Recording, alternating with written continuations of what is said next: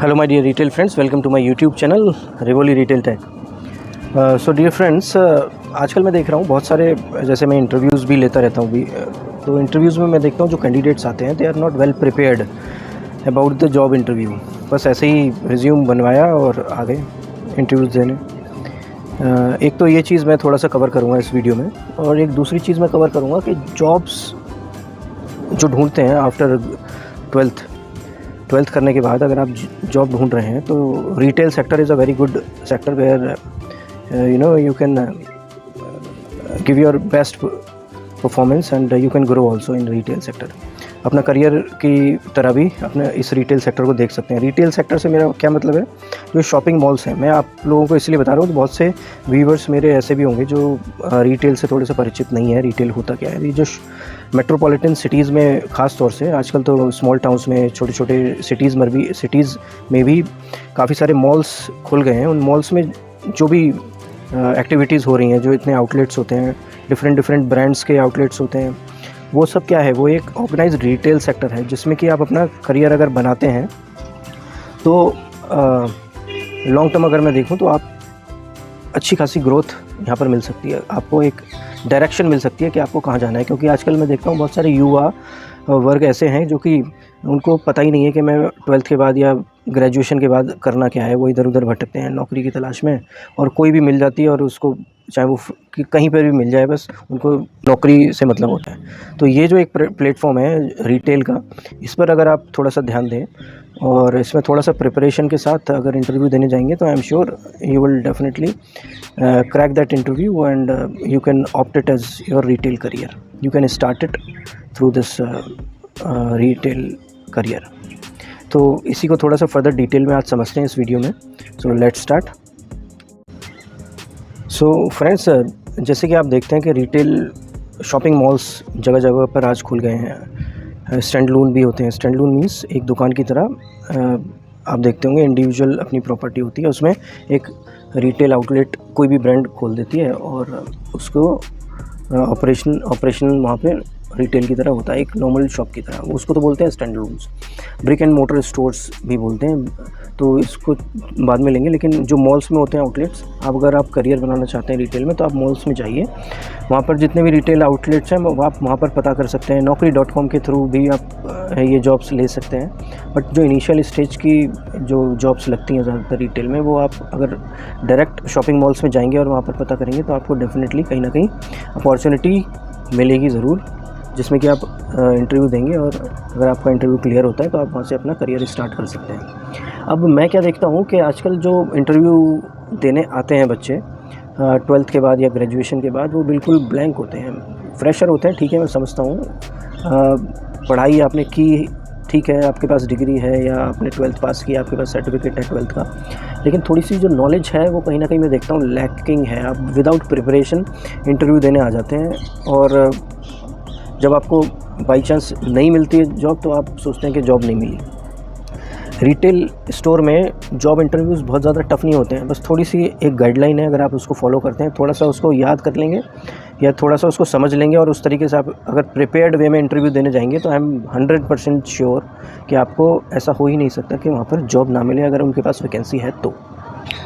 ठीक है, तो सबसे पहले जब भी आप इंटरव्यू देने जाते हैं तो प्लीज़ ट्राई करिए कि आप थोड़ा सा वेल ग्रूम्ड होकर जाएँ। वेल ग्रूम्ड से मेरा क्या मतलब है, आपके बाल थोड़े से ठीक से हेयर कट हो, ज़्यादा बहुत बड़े बड़े या ऐसे, जैसे कि बहुत बड़े बड़े मतलब जो एक आइडियल सिचुएशन में बाल नहीं होते हैं उस तरह के हेयर कट आप थोड़े से इग्नोर करें। एक सिंपल जो हेयर कटिंग होती है वैसे हेयर कटिंग करके, प्रॉपर शेविंग करके, और फॉर्मल गेस्चर में अगर आप किसी ऐसी जगह पर जा रहे हैं जहाँ पर जो ऑर्गेनाइजेशन थोड़ी सी फॉर्मल है, तो आप फॉर्मल अटायर मतलब फॉर्मल कपड़े पहन के जाएं। फॉर्मल कपड़े बोले तो एक शर्ट और ट्राउज़र, बेल्ट और शूज़ पहन के जाएं। ऐसा नहीं कि बस टी शर्ट और जीन्स पहन के, चप्पल पहन के आ गए और सैंडल पहन के आ गए।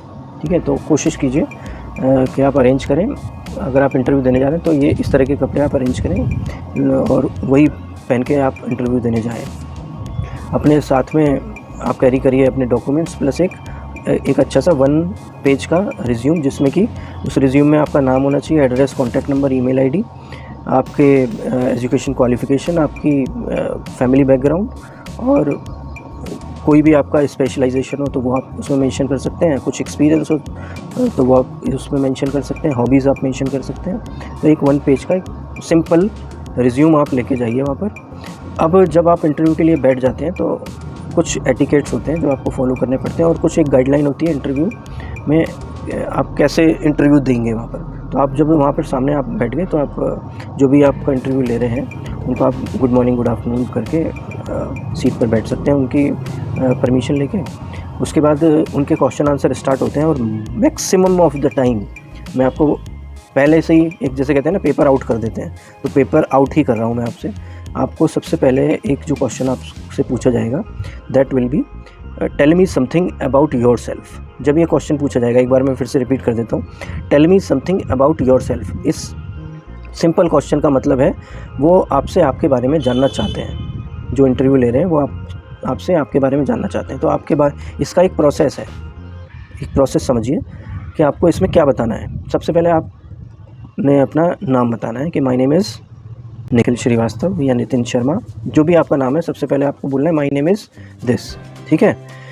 नाम के बाद आपको क्या बताना है, आई बिलोंग्स टू, कहाँ, आप कहाँ के रहने वाले हैं। I belongs to Bulandshahr, I belongs to Delhi, I belongs to Ghaziabad, ठीक है। इस तरीके से आप इसको हिंदी में भी बोल सकते हैं। अगर वहाँ पे परमिसिबल है तो आप हिंदी में बोल सकते हैं, अगर वहाँ पे इंग्लिश ही चलेगी तो आपको थोड़ा सा याद करना पड़ेगा ये इंग्लिश में। मैं आपको दोनों तरीके से बता देता हूँ ताकि आपको इजी रहे। तो सबसे पहले आपने अपना नाम बताया, my name is Nitin Sharma. Then second is I belongs to Ghaziabad. मैं कहाँ से बिलोंग करता हूँ, मैं गाज़ियाबाद से बिलोंग करता हूँ, मतलब मैं गाज़ियाबाद का रहने वाला हूँ। या आप जहाँ से भी हूँ, I belongs to Bulandshahr, I belongs to Delhi, जो भी आप बोलना चाहते हैं, यानी कि मैं वहाँ का रहने वाला हूँ, ठीक है। फिर उसके बाद थर्ड क्या आता है, आप अपनी एजुकेशन के बारे में बताएंगे, ठीक है। एजुकेशन में आई पास्ड ट्वेल्थ इन जो भी ईयर हो वो बता सकते हैं। परसेंटेज अगर आपकी अच्छी है तो वो बता दीजिए कि आई पास्ड ट्वेल्थ फ्रॉम, कहाँ से हमने ट्वेल्थ की है। आई pass twelfth from UP board या CBSE board with the percentage of 90%, 80%, 70%, जो भी अगर आप बताना चाहें तो। अदरवाइज़ बस इतना ही बोलिए, I pass twelfth from CBSE board, I pass twelfth from UP board. अगर आप ग्रेजुएट हैं तो आई एम ग्रेजुएट या I have done BCom, BA, BSc, जो भी आपने किया हो। I have completed my BSc from Agra university या मेरठ यूनिवर्सिटी, या जिस भी यूनिवर्सिटी से आपने ग्रेजुएशन की हो वो बताइए। तो ये हो गया। अब नेक्स्ट स्टेप क्या है, अब आपको क्या बताना है। अगर आपने कुछ एक्सपीरियंस है, आपको पहले हो सकता है आपने 1 साल कहीं काम किया हो, उस एक्सपीरियंस के बारे में बताइए कि I have 1 year of experience, मुझे 1 साल का एक्सपीरियंस है। कहाँ एक्सपीरियंस है, कहाँ पे क्या काम करते थे वो बता दीजिए यहाँ पर, ठीक है ना।